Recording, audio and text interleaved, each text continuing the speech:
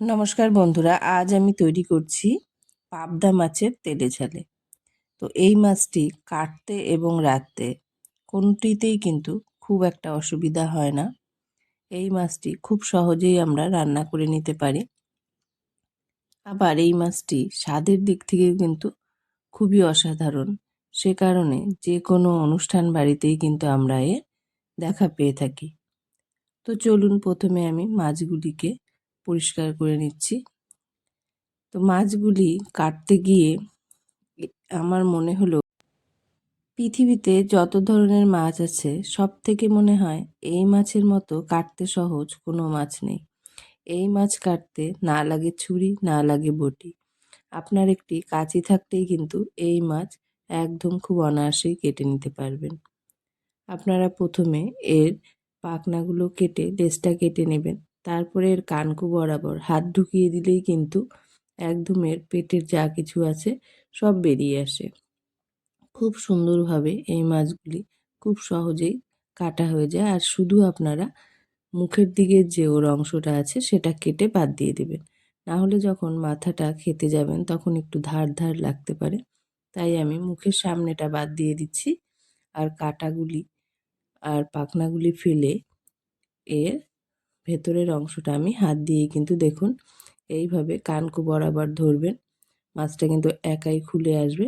তারপর এভাবে টেনে বের করে নিলেই কিন্তু সব কিছু বেরিয়ে আসে। আপনাদের আর কিন্তু কিছুই করতে হবে না। মাছগুলি আমার কাটা হয়ে গেছে। এবার আমি এগুলিকে পরিষ্কার করে আমি আমার রান্নাটি শুরু করে দেব। তো চলুন মাছগুলিকে প্রথমে আমি ধুয়ে পরিষ্কার করে নেব। তারপর এগুলিতে দিয়ে দেব নুন ও হলুদ।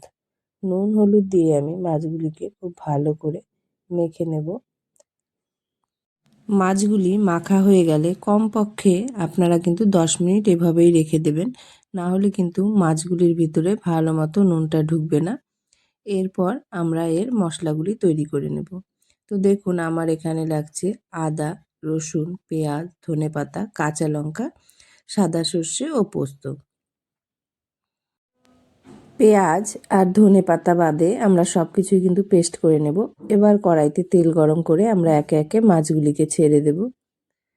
ভালো করে তেল গরম করে না দিলে কিন্তু পাবদা মাছ আমাদের খুবই নরম হয়, মাছগুলি ভেঙে যাবে। আপনারা তেলটা বেশ গরম করে তারপরে মাছগুলি ছাড়বেন। আর মাছগুলিকে আমরা উল্টে পাল্টে ভেজে নামিয়ে নেব। তবে মাছগুলিকে কিন্তু আমরা খুব বেশি কড়া করে ভাজবো না, যেহেতু এটি সর্ষে পোস্ত দিয়ে রান্না হবে। না হলে পরে ঝোলের মশলাগুলি কিন্তু মাছের ভেতরে ঢুকবে। মাছ ভাজার তেলেই আমরা মাছের ঝোলটা করে নেব। সেই জন্য তেলটা কমিয়ে নিয়ে আমাদের ঝোলে যে পরিমাণে তেল রাখবে সেটি কড়াইতে রেখে এতে আমরা দিয়ে দিব কালো জিরা ও কাঁচা লঙ্কা। সেগুলি যখন ভালো মতো ফোড়নে গন্ধ ছড়াতে শুরু করবে তখন আমরা এতে দিয়ে দিব কুচনো পেঁয়াজ। পেঁয়াজটাকে ভালো করে ভাজা ভাজা করে নিয়ে এবার আমরা একে একে সব মশলাগুলি দিয়ে দেব। তার আগে আমি দিয়ে দিলাম কিছুটা লবণ। তো এবার আমি দিয়ে দিচ্ছি প্রথমে আদা বাটা। আর মশলাগুলি কিন্তু আপনারা একসাথে বেটে নেবেন না, তাহলে কিন্তু এর ফ্লেভারটা ভালো আসবে না। আদা বাটার পরে আমি দিয়ে দেব রসুন বাটা। রসুন বাটা দেওয়া হয়ে গেলে আমি এখানে দিয়ে দেব কাঁচা লঙ্কা বাটা। এগুলি থেকে একটু কাঁচা গন্ধটা যাতে নষ্ট হয়ে যায় সেই জন্য এগুলিকে আগে ভাজা ভাজা করে নিয়ে তারপর আমি এতে দিয়ে দেব হলুদ।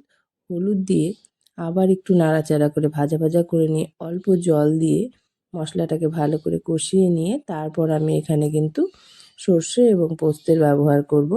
দেখুন অল্প জল দেওয়ার পর এগুলি যখন ভালো মতো কষে আসবে এবং ফুটতে শুরু করবে তখন আমরা এতে দিয়ে দেব পোস্ত বাটা। পোস্ত বাটা দেওয়ার পরেও ভালো করে নাড়িয়ে চাড়িয়ে নেব। এবার আমরা দিয়ে দেব আমরা যে সর্ষে বাটাটা করে রেখেছিলাম সেই সর্ষে বাটাটা। সর্ষে বাটা দিয়েও আমরা ভালো করে নাড়াচাড়া করে নিয়ে এবার এতে দিয়ে দেব পরিমাণ মতো কিছুটা গরম জল। এখানে কিন্তু গরম জলটাই ব্যবহার করবেন। গরম জল দিয়ে এবার এই মশলাগুলিকে আমার কষতে দিতে হবে। সেই জন্য একটি ঢাকনা দিয়ে এই মশলাগুলিকে গ্যাসের মিডিয়াম হিটে 5 মিনিট মতো আমরা ফুটিয়ে নেব। মশলাগুলি ফুটে গেলে এখন আমরা এতে দিয়ে দেব আমরা যে মাছগুলি ভেজে তুলে রেখেছিলাম সেই মাছগুলি। মাছগুলি দেবার পর এবার আমরা এতে একে একে দিয়ে দেব কিছু ধনেপাতা কুচি করে। ধনেপাতা দেবার পর আমরা এতে দিয়ে দেব কয়েকটি চেরা কাঁচা লঙ্কা। ধনেপাতা চেরা কাঁচা লঙ্কার সঙ্গে এখানে আমরা একটি জিনিস দেব, যেটা একদম এই মাছের ঝোলটাকে খুবই স্বাদ বাড়িয়ে দেয়, সেটা হলো কাঁচা সর্ষের তেল।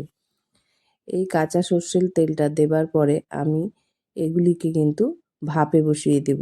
এবার এই মশলা ও মাছ বেশ কিছুক্ষণ গ্যাসের একদম লো হিটে ভাপতে শুরু করবে। এবার এই মাছগুলিকে আমি ঢেকে 5 থেকে 10 মিনিট মতো ভাপিয়ে নেব। তাহলেই কিন্তু দেখুন আমাদের রান্নাটি একদম কমপ্লিট হয়ে এসেছে। এবার এটিকে নামিয়ে নেবার পালা। এবার এটিকে গরম গরম নামিয়ে আপনারা পরিবেশন করুন। এই পাবদার তেলে ঝালে এত টেস্টি হয় যে আপনারা না খেলে কিন্তু বিশ্বাস করবেন না। এটি অবশ্যই একবার বাড়িতে করে খাবেন। আর ভিডিওটি ভালো লাগলে অবশ্যই লাইক ও সাবস্ক্রাইব করে দেবেন। আর কমেন্ট করে অবশ্যই জানাবেন আপনাদের এই পাবদার তেলে ঝালে কীরকম লাগলো।